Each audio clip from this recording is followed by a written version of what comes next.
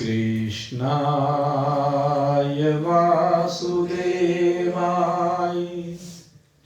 हरये परमात्मने प्रणतक्लेशनाशाय गोविन्दाय नमो नमः। नारायणाय नमोस्तुते सद्गुरुदेवाय नमो नमः। उपस्थित परम सौभाग्यशाली भगवत प्रेमी सज्जन वृंद, परमात्मा की असीम महान महती कृपा के प्रणाम स्वरूप आज हम ये श्रीमद् भगवत गीता के अंतिम पड़ाव की ओर प्रस्थान कर रहे हैं। निरंतर एक लंबी अवधि से ये श्रीमद् भगवत गीता का अमृत हम संग्रह करते जा रहे हैं। आज इस श्रीमद् भगवत गीता का अंतिम सोपान 18वां अध्याय प्रारंभ किया जा रहा है। यह अध्याय मोक्ष संन्यास योग इस नाम से प्रचलित है। मोक्ष संन्यास योग से तात्पर्य है जब जीव समस्त बंधनों से विनिर्मुक्त होकर अपनी स्वरूप स्थिति में विराजमान हो जाता है तो वह मोक्ष प्राप्ति की स्थिति कही जाती है। जीव, जगत और ईश्वर, इन तीनों का बात करने के बाद अपनी ब्रह्म स्वरूपता में विराजमानता, यही मोक्ष का स्वरूप है। और इस स्थिति में विराजमानता के लिए संन्यास का बड़ा महत्व है। लेकिन यहां जिस संन्यास की बात की जा रही है, या अर्जुन जिस संन्यास के बारे में पूछ रहा है, वह वस्त्रों को धारण करने का नाम संन्यास नहीं, अपितु संन्यास से तात्पर्य है वैराग्य। जब संसार में किसी भी पदार्थ की ओर कोई आसक्ति नहीं रह जाती है तो सिद्ध होता है कि अब ये रागवान नहीं है। संसार में रागवान नहीं है, जीवों में रागवान नहीं है, अर्थात अब ये वैराग्य को प्राप्त हो गया है। तो जिस समय समस्त राग से विरहित हुआ ये जीव अपने स्वरूप की ओर प्रस्थान करता, अपने स्वरूप में विराजमान होता है, तो ये दोनों स्थिति संन्यास और मोक्ष कहलाती है। संन्यास से तात्पर्य समस्त राग से विरहित होना, और समस्त राग से विरहित होने के बाद अपने स्वरूप में स्थिति भी होनी जरूरी है। वैराग्य तो हो गया और स्वरूप में स्थिति हुई नहीं, तो फिर मोक्ष नहीं हुआ। संन्यास रास्ता है अपने स्वरूप में विद्यमान होने का, या लौकिक रूप में कहें तो परमात्मा को प्राप्त करने का। एक साधन संन्यास कहा जाता है। तो आज ये 18वां अध्याय जो प्रारंभ कर रहे हैं वो संन्यास शब्द से ही प्रारंभ हो रहा है।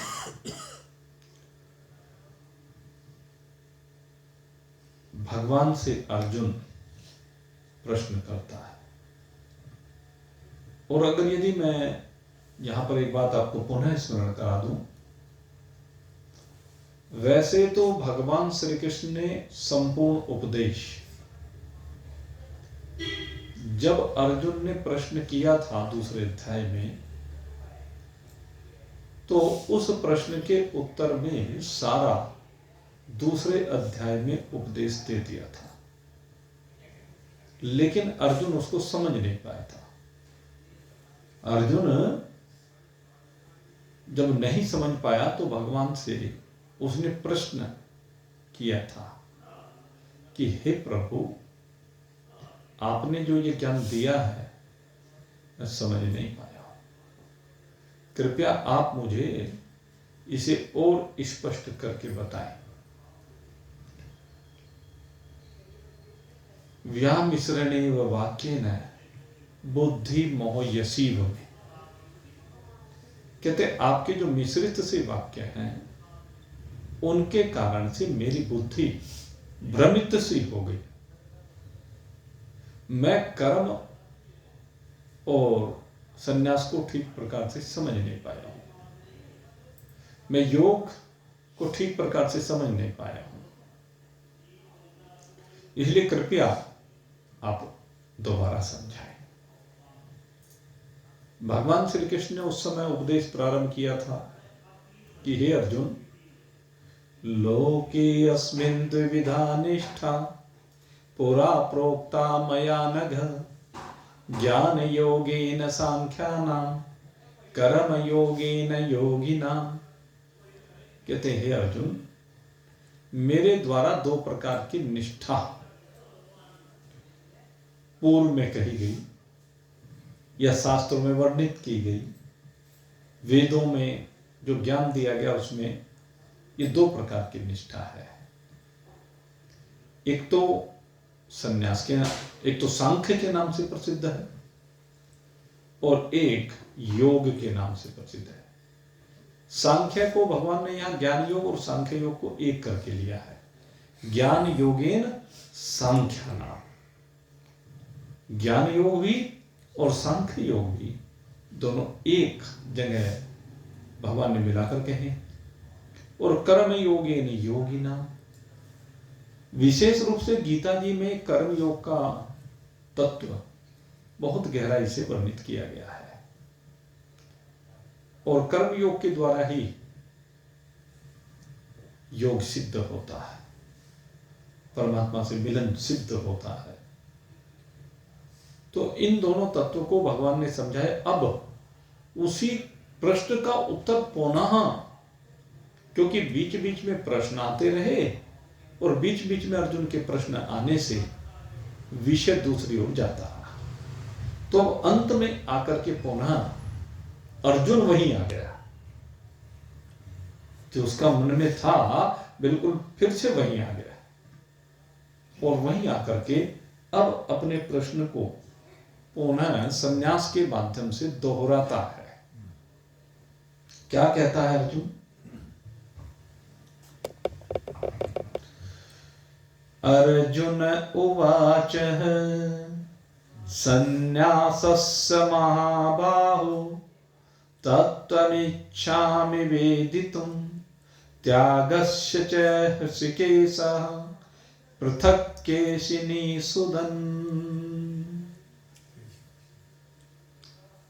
भगवान का नाम जो है केशिनीसुदन, एक केशी नाम का दैत्य था, उसका उद्धार या संहार जो भी कहें करने के कारण से भगवान को ये केशिनीसुदन कहा गया। केशव भी कहा गया, आपने देखा होगा कई जगह पर भगवान को केशव कहा गया। तो उसके पीछे, इस नाम के पीछे यही कारण है। तो अर्जुन यहाँ पर भगवान से कहता है कि प्रभु, दो चीजें हैं, एक संन्यास है, एक त्याग है। कहते हैं मैं इन दोनों के तत्व को पृथक पृथक जानता हूं, जानना चाहता हूं। संन्यास क्या है और त्याग क्या है, क्योंकि जितनी भी चर्चा हुई है उसमें बार बार त्याग की बात आई है, तो मन में इसलिए थोड़ा सा उलझाव है। अर्जुन सही पूछो तो सन्यास के तत्व को गहराई से समझना चाहता है। वो जानना चाहता है कि सन्यास किसे कहते हैं। पहली बात उसकी, आप ये भी मान सकते हैं कि सन्यास किसको कहा जाता है। तो अगर हम सन्यास की बात करें कि किसे कहा जाता है, तो कहते हैं कि किसी भी, जितने भी मनमानी शरीर से कर्म होते हैं, उन कर्मों के साथ मैंपने का, मेरेपन का संबंध ना रह जाना। अर्थात उनके साथ मन में कहीं ये भाव का ना रह जाना कि मैं करने वाला हूं। मनमानी शरीर से जो भी क्रियाएं हो रही हैं, उनमें से कर्तापन समाप्त हो जाए, कर्तापने का अभाव हो जाए। हमारी जो बुद्धि है कहीं भी कर्म में लिप्त ना हो, इसका नाम सन्यास कहा जाता है। गीता के अनुसार सन्यासी यही कर्तापन की सीमा से बाहर निकल जाना, असंगता आ जाना। दूसरे अनेक सन्यासियों को देखते ही हम लोग, तो मन में भाव रहता है। सन्यास को पूछने के पीछे ये भी शायद भाव रहा हो कि सन्यासी कैसा होना चाहिए। अर्थात सन्यास की जब दीक्षा ले ली तो उसके बाद उसका आचरण कैसा होना चाहिए, उसका भाव कैसा होना चाहिए, त्याग कैसा होना चाहिए, आदि आदि अनेक बातें मन में हो सकती है। तो वो यहाँ पर सन्यास के माध्यम से सन्यासी को भी जानना चाहता है।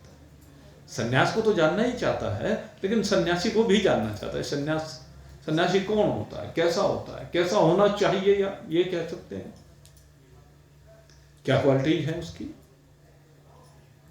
तो जब सन्यासी की स्थिति का वर्णन किया जाता है, तो सबसे पहली बात उसमें आती है कि जो सन्यासी है वो संसार में राग से रहित हो। अभी जो मैं चर्चा कर रहा था वैराग्य कर लो, राग से रहित हो, कहीं भी उसका राग ना हो, कहीं भी उसका चिपकाव ना हो। और राग का कारण क्या होता है कि मैं और मेरा, तू और तेरा। राग का सबसे बड़ा कारण यह है कि हमने ये मान लिया है कि ये तो मैं हूं और ये मेरा है, ये तू है और ये तेरा है। तो ये जो मेरे और तेरे का भाव है, ये गड़बड़ है। जहां जाकर के ये मैं और तू का भाव समाप्त हो जाता है, अहमता ममता नहीं रहती है, मैंपना नहीं रहता है, अनअहमवादी इसको कहा जाता है। इसके लिए जो शब्द प्रयुक्त किया गया है वो कहा अनअहमवादी, यानी मैंपने से विरहित, जिसके अंदर जरा सा भी मैंपना ना हो। जरा सा भी मैंपना हो तो इसका मतलब किसको लेकर मैंपना आ रहा है? या तो शरीर को लेकर आ रहा है, स्थूल को, या अंदर जो कारण शरीर के अवयव हैं उनको लेकर के आ जाता है, ज्ञान इंद्रियों को लेकर आ जाए, कर्म इंद्रियों को लेकर आ जाए, प्राण को लेकर आ जाए, मन को लेकर, बुद्धि को लेकर, चित्त को लेकर, अहंकार को लेकर के आ रहे हैं। या फिर इससे भी अंदर हम जाएं तो ये मैंपना अपने जीव भाव को लेकर आ जाए। अंदर जो जीवपना, जीव भी तो मैं नहीं हूं, जीव भी तो मेरी एक कल्पना है, जीव भी तो आरोपित है।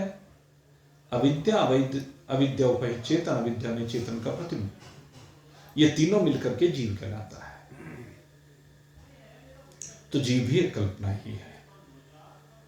अगर अपने आप को जीव मान रहा है तो ये भी एक अहम पना है। हां, जब इनसे बाहर होकर के कहे अहम ब्रह्मास्मि,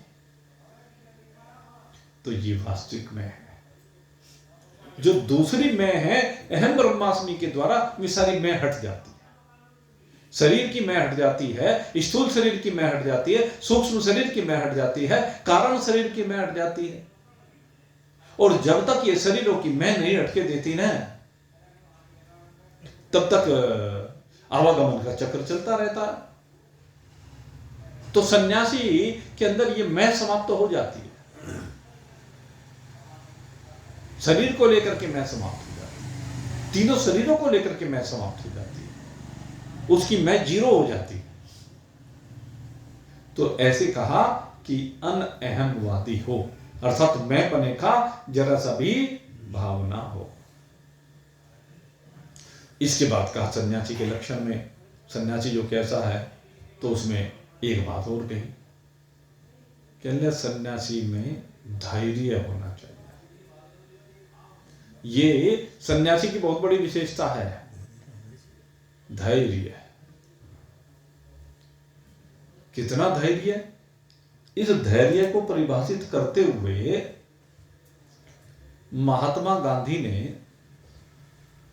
कहा था एक बार, कहते हैं जो मोक्ष प्राप्त करना चाहता है, मोक्षार्थी है, जो परमात्मा को पाना चाहता है,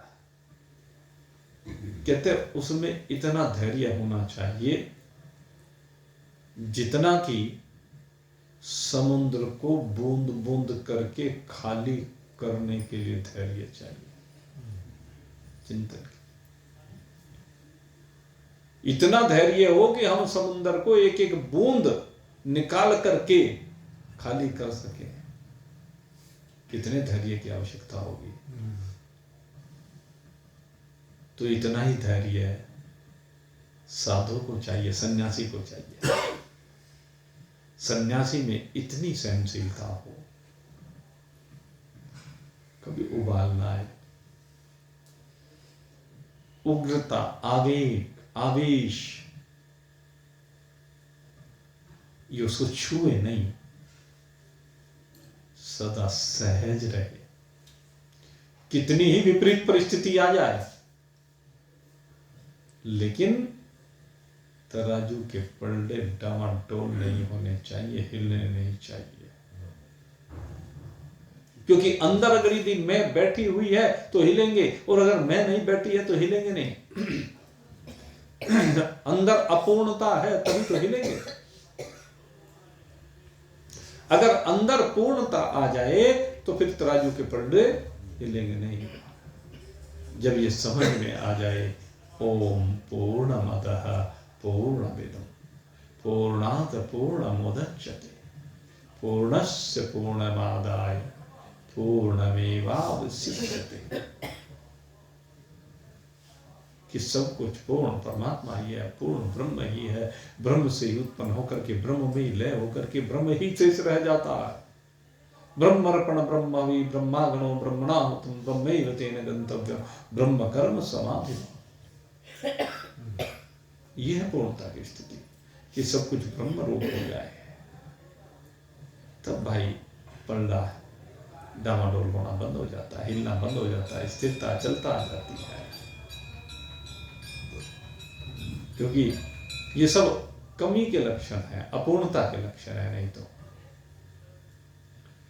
जब कम थी तब चढ़ी तराजू, जब कम थी तब चढ़ी तराजू अब पूरी हुई फिर क्या डोले। जब कम थी तब चढ़ी तराजू अब पूरी हुई फिर क्या बोले। मन मगन हुआ फिर क्या बोले। मन मगन हुआ फिर क्या बोले। कहते हैं जब तक कमी है तभी तक हिलती है, तभी संसार की बातें प्रभावित करती हैं, तभी संसार हलचल पैदा करता है। और जब अपने आप में पूर्णता आ जाती है तो कैसी हलचल, कोई हलचल नहीं होती, कोई डावाडोल नहीं होता। फिर तो बस अपनी मस्ती में मस्त रहता है, मन मगन। फिर क्या, फिर कुछ कहने सुनने की बात नहीं रहती है, क्योंकि हंसा पहुंचे मान सरोवर। हंसा पहुंचे मान सरोवर। ताल तलैया क्या डोले। अब ताल तलैया क्या डोले। मन मगन हुआ फिर क्या बोले। मन मगन हुआ फिर क्या बोले। एक बार मानसरोवर हंस पहुंच गया, एक बार ये जीवात्मा अपने स्वरूप परमात्मा में पहुंच गया, कहला फिर कैसे डोल सकता है, फिर कैसे भटक सकता है, फिर कैसे हलचल हो सकती है। कहते फिर तो अपने आप में ऐसी मस्ती आती है कि बस क्या कहें, कहने को कुछ रहता ही नहीं है। अद्भुत मस्ती है ये, क्योंकि साहिब मिल जाता है, अपने में मिल जाता है, और साहिब के मिलते ही साहिब ही हो जाता है।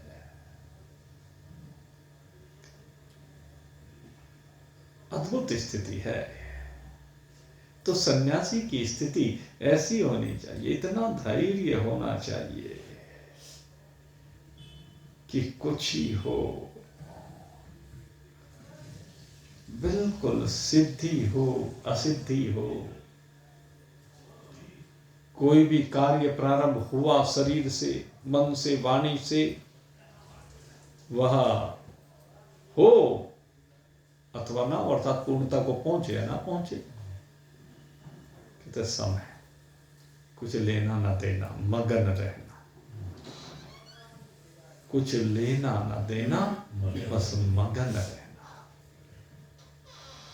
लेना देना रहता ही नहीं है,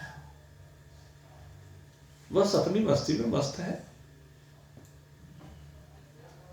हो गया तब भी ठीक है, नहीं हो गया तब भी ठीक है। अवधूत दत्तात्रेय की वो बात कि बस नैराश्यम परमम सुखम, आशा ही परमम दुखम। तो आशा और निराशा दोनों की सीमा से जो परे, आशा पास विनिर्मुक्ता, आशा रूपी पास से बिल्कुल जो मुक्त हो जाए, ये है सन्यासी। इसी को सन्यासी कहा जाता है। सन्यासी वास्तव में यही होता है, और सदा उत्साह से संयुक्त हो। कौन सा उत्साह? कि अगर साधन काल में है तो परमात्मा की प्राप्ति के लिए सदा उत्साहित रहे, सदा विश्वास रहे। अभी अगर पूर्णता नहीं आई है तो सदा उत्साहित रहे, भरोसा, विश्वास कि भाई काम बनेगा, परमात्मा मेरा है, मिलेगा, ऐसा विश्वास। तो सन्यासी को ऐसा होना चाहिए। सन्यास और सन्यासी, मन में ये भी बात हो सकता है जो साधन की मैंने बात की कि भाई साधन क्या हो, फिर सन्यासी को कौन से साधन करने चाहिए, किन साधनों से वो संयुक्त हो। तो समझ लीजिए इस बात को, ये सबके लिए महत्वपूर्ण है, क्योंकि आप सब लोग मोक्षार्थी हैं, सब चाहते हैं परमात्मा को पाना। जब पाना चाहते हैं तो जो भी पाना चाहता है वो सन्यास की लाइन में ही है भाई। पूर्ण सन्यासी भले ना हो, लेकिन सन्यास की लाइन में है वो। तो वो कैसा हो, उसे किन किन चीजों का ध्यान रखना है। तो सबसे पहले कहते हैं कि सबसे पहले उसे सात्विक होना चाहिए। सबसे पहली बात यह है, अगर परमात्मा को पाना चाहते हो तो पूर्ण सात्विक आपको होना ही पड़ेगा। अगर पूर्ण सात्विक नहीं है तो पूर्व अध्याय में आया ना, 17वें अध्याय में इस बात का विशेष रूप से वर्णन आया। जो सात्विक लोग होते हैं उन्हें ही सत्तत्व की प्राप्ति होती है। सात्विकता से ही सत्व की ओर बढ़ा जाता है। यज्ञ भी, दान भी, भोजन भी और तप भी सब सात्विक हो। यज्ञ हो तो सात्विक रीति से हो, भोजन हो तो सात्विक हो, दान हो तो सात्विक हो, और तप हो तो वो भी सात्विक हो। तो सबसे पहला भाव है कि सात्विकता से संयुक्त हो, क्योंकि ये सात्विकता धीरे धीरे निर्गुण की ओर जाती है। सात्विकता जब पराकाष्ठा पर पहुंचती है तो धीरे धीरे ये सात्विकता भी निवृत्त होकर के निर्गुणता आ ही जाती है। तो इसलिए सात्विक मुक्ति सबसे जरूरी है। फिर उसके बाद साधन की जब बात की तो कहने लगे वैराग्य होना चाहिए। वैराग्य की चर्चा तो हम कर ही चुके हैं। संसार के किसी भी पदार्थ के प्रति, और इन पदार्थों में सबसे पहले मैं दो चीज आपको बता दूं। इन दो पर विशेष ध्यान देने की सबको आवश्यकता है। पहला है भोजन की बात। भोजन से वैराग्य, इस जीव का सबसे ज्यादा राग भोजन में ही है भाई।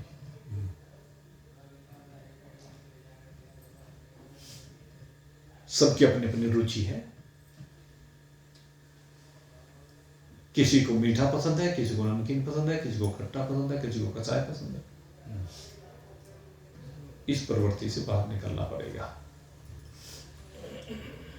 भोजन शरीर का ईंधन है और वो ईंधन शुद्ध होना चाहिए, बस।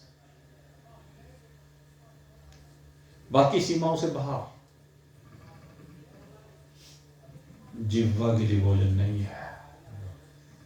जिह्वा थोड़े ना खाती है भोजन, जिह्वा थोड़े ना खाती है। जिह्वा उसका टेस्ट बताती है, आप टेस्ट लेस हो जाए।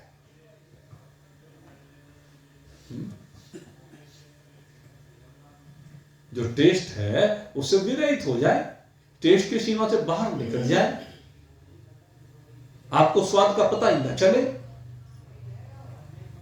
तो सबसे पहली जरूरी चीज है ये खाना अपना ठीक करना। आदमी ठीक ही नहीं करके देता, ऐसा आसक्त हो गया है कि जहां भी लगता है ये चीज स्वादिष्ट है उसकी ओर सबसे पहले दौड़ता। जीव के स्वाद के लिए खा रहा है। खाना चाहिए लेकिन शरीर के ईंधन के रूप में खाना चाहिए। और दूसरी बात वस्त्रों की बात है। वस्त्रों की चकाचौंध है, वस्त्रों की डिजाइन है, रंग है, प्रिंट है, उनमें आसक्त हुआ फिरता है। तो जब हम वैराग्य की बात करते हैं तो वैराग्य में ये वस्त्र, आभूषण और भोजन, इनके ऊपर विशेष ध्यान देने की आवश्यकता है। ये हम बिल्कुल राग से भी रहित हो जाएंगे। देखो जरा राग से रहित होकर के, और फिर आनंद को देखना, अलग ही आनंद आएगा। दूसरी एक बात और आती है वैराग्य में, संन्यास में, या संन्यास के साधनों में कहने लगे एकांत सेवन करो। देखो एक कहावत है, जैसा करे संग वैसा चलेगा। हम जब संग करते हैं ना किसी भी चीज का, तो वह दिमाग उसी में घूमता रहता है। इसलिए कहा एकांत का सेवन करो। घर में कोई रोगी हो गया, विचार करना, घर में कोई बीमार हो गया, रोगी हो गया, आप उसके पास बैठ गए और बस सारे दिन फिर तो आप उसी में रह गए और सब चीजें एक तरफ रखी गई। आप घर में खाने में रम गए, बस उसी के संदर्भ में चर्चा चल रही है, उसी में रमे रहते हैं। आप खेल में रम गए बच्चों के साथ, बस सारे दिन खेल में लगे हुए हैं। अगर बच्चे दिखते रहते हैं तो बच्चों के साथ खेल होता ही है। ये जीव उन बच्चों में रम जाता है और यही अटैचमेंट है। इसलिए कहा कम से कम उनका संग करो। जहां भी चिपकने की बात है उस संग को समाप्त कर दो। ये है एकांत, ऐसा एकांत। उनमें ज्यादा रमण करने की आवश्यकता नहीं है, ज्यादा सोचने की आवश्यकता नहीं है। जो करने योग्य कार्य है उसे करो और एक तरफ हो जाओ। लेकिन हम तो बस चिपके पड़े हैं, छोड़ के नहीं देते, समझ के नहीं देते। सबसे बड़ी बीमारी है, समझ के नहीं देते। अरे घर में, संसार में, मोहल्ले में, पड़ोस में दुनिया भर की घटनाएं होनी निश्चित हैं, होंगी ही। तो क्यों चिपका फिरता है? तो क्यों किसी में इंटरेस्ट लेता फिरता है? विचार कर। अब जैसे मान लीजिए कोई खेल हो रहा है क्रिकेट का, तो निश्चित है एक की हार और एक की जीत। कभी कोई चलेगा, कभी कोई नहीं चलेगा, ये निश्चित है। लेकिन हम तो एक बार कमेंट्री सुननी शुरू कर दी और बस फिर तो एक एक बॉल की कमेंट्री, एक एक रन की कमेंट्री, एक एक खिलाड़ी की कमेंट्री, और फिर उसके ऊपर हमारे कमेंट्स। चिपक गए। यही तो है चिपकाव। पोते को देखा, पोते के चलने के ढंग को देखा, पोते के बोलने के ढंग को देखा, पोते के पढ़ने के ढंग को देखा, पोते के वस्त्रों को देखा, और बस उसके अलावा कुछ दिखता ही नहीं। फिर तो जो हमने उसका ढंग देखा, उसकी सोच, जगह जहां भी जाए वही चर्चा। मेरा पोता ऐसा, मेरा पोता ऐसा, मेरा पोता ये कहता है, मेरी पोती ये कहती है, मेरा देवता ऐसा कहता है, देवती ऐसे कहती है, फला ये है चिपकाव कि वो ऐसा कर रहे हैं, ऐसा। अरे कर रहे तो बचपना है, सबने किया, तो क्यों गाता फिरता है? इसका मतलब तू चिपका पड़ा है उससे। अगर तू परमात्मा को पाना चाहता है, इन बीमारियों से बाहर निकल। ये बीमारियां हैं, कोड है परमात्मा प्राप्ति के मार्ग पर जो चल रहा है उसके लिए। ऐसे नहीं चिपकना है, इन सीमाओं से बाहर निकलना पड़ेगा। सन्यासी की बात की जा रही है। ये परमात्मा को चाहने वाले की बात की जा रही है। जब तू उसी में घुसा पड़ा है तो परमात्मा को कैसे चाह रहा है? नाम कर रहा है केवल। ड्रामा है, नाटक है, धोखा है अपने साथ। इसीलिए कहा उन संग से दूर रहे, और जब संग से दूर रहेगा, एकांत का सेवन करेगा, अधिक से अधिक एकांत में रहेगा, तो एकांत में तो एक परमात्मा का चिंतन होगा, एकांत में तो एक अपने स्वरूप का चिंतन होगा, एकांत में तो शरीर के भाव से बाहर निकलने का प्रयास करेगा। अभ्यास करता है क्या तू? विचार करके देख। तूने कभी अपने आप को इन शरीर के वस्त्रों से अलग होकर के देखा क्या कभी? विचार करके देख। शरीर अलग है, तू अलग है, इस बात की अनुभूति करता है क्या तू कभी? ये शरीर तुझे कभी वायु के सदृश अपने से पृथक दिखाई दिया है क्या? तेज के सदृश अपने से पृथक दिखाई दिया है क्या? जल के सदृश अपने से पृथक दिखाई दिया है क्या? भूमि के सदृश अपने पृथक दिखाई दिया है क्या? अगर नहीं दिया तो कैसे स्वरूप स्थिति की बात करेगा? स्वरूप स्थिति तो तभी होगी ना जब तो अभ्यास करेगा। हमने आज सुन लिया, सिद्धांत को सुन लिया, समझ भी लिया, लेकिन हमने उसका अभ्यास किया नहीं, तो बात कैसे बनेगी? सबसे जरूरी है इस सिद्धांत को सुन करके, सिद्धांत को समझ करके, सिद्धांत को जिए, शरीर की सीमा से बाहर निकले। शरीर बंधनकारी है, शरीर ने बांध रखा है, शरीर के भोगों ने बांध रखा है, शरीर की वासनाओं ने बांध रखा है, शरीर की इच्छाओं ने बांध रखा है। इसलिए शरीर को अपने से पृथक देखो तो सही। ये तुमने जो वस्त्र पहन रखा, इसको जरा वस्त्र के रूप में देखो तो सही। एक बार वस्त्र के रूप में देखने की आवश्यकता है भाई। हम इस शरीर को वस्त्र के रूप में देख ही नहीं पा रहे। हम इस शरीर को सत्य समझ करके इससे चिपके पड़े हैं। ये जीव और शरीर दोनों एक हो गए हैं। इन दोनों के बीच तादात्म्य संबंध बन गया। इस तादात्म्य संबंध को हटाना है भाई। ये तादात्म्य यानी एक रूप नहीं है, ये भिन्न है। शरीर अलग है, तू अलग है। शरीर विनाशी है, तू अविनाशी है। शरीर अनित्य है, तू नित्य है। शरीर क्षण भंगुर है, तू शाश्वत है। इस बात को समझ, और समझ करके इस चीज का अभ्यास कर भाई। और यह अभ्यास एकांत में होगा। इसलिए एकांत की बहुत हमारे यहां महत्ता साधन काल में कही गई है। धक्के खाने की आवश्यकता नहीं है। जिस समय रोज की दिनचर्या का कोई काम नहीं है, तो जरा अकेला बैठ करके जरा थोड़ा सा अभ्यास कर। क्या जरूरी है कि मेरा फलाना मित्र है, मैं वहां जाकर के उसके पास बैठूंगा, वहां जाकर के बकवास करूंगा, वहां जाकर के इधर उधर की चर्चा करूंगा? क्या आवश्यकता है? टाइम पास करना है तो अपने में करना है। दूसरे में टाइम पास करता है, टाइम वेस्ट है। अकेला होने को भी एकांत समझ लेना। अकेला होना और एकांत में होने में जो फर्क है, बहुत अंतर है। इसको नहीं समझ। एकांत में आइए, स्वरूप से एकांत में आना पड़ेगा, अपने आत्मा में आना पड़ेगा। लेकिन जब चारों तरफ संसार दिखता रहेगा तो एकांत कैसे? इसलिए सन्यासी के लिए एकांत की बात बहुत विस्तार से हमारे शास्त्रों में की गई है। बारंबार कहा है कि एकांत का सेवन कर, और कहा समोदम।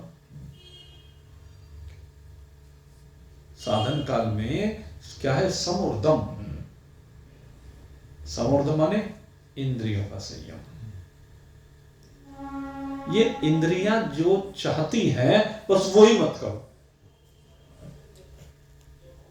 ये इंद्रियां जो चाहती है ना, उससे बचो।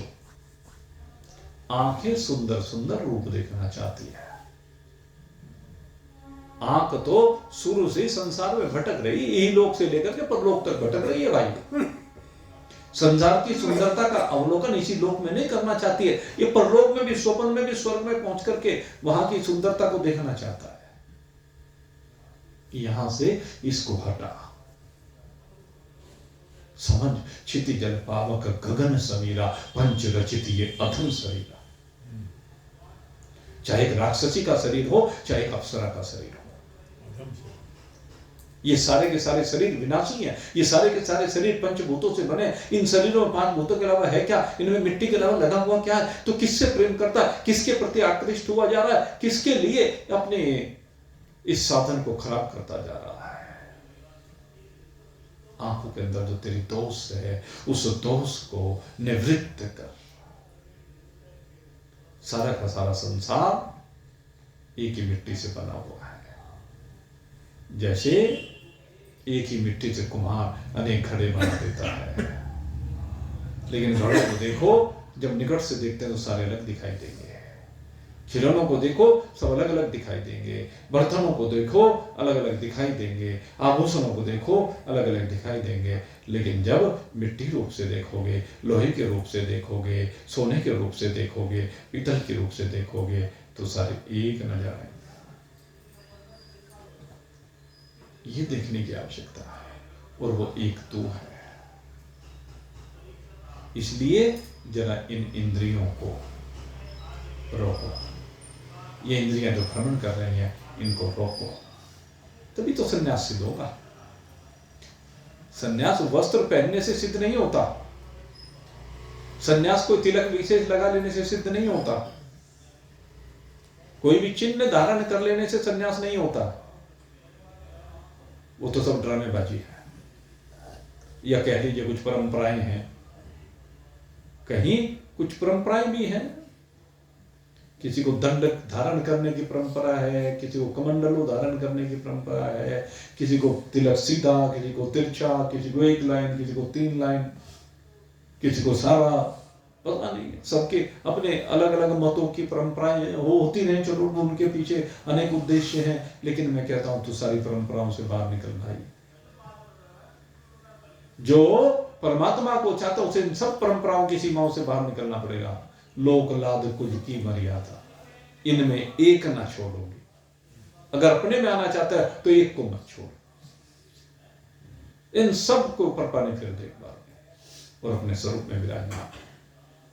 तो मेरे मित्रों, ये आज गीता जी का 18वां अध्याय जो संन्यास से प्रारंभ होता है, थोड़ा सा इसकी भूमिका आज आपके सामने रखने का प्रयास किया है। कल फिर सेवा में उपस्थित होंगे। और आज ये हमारे लाला जी वृंदावन कथा में गए थे, उसका प्रसाद लेकर के आए हैं। इसका भोग लगाइए, उसका भी आनंद लीजिए। बोलिए सच्चिदानंद भगवान की।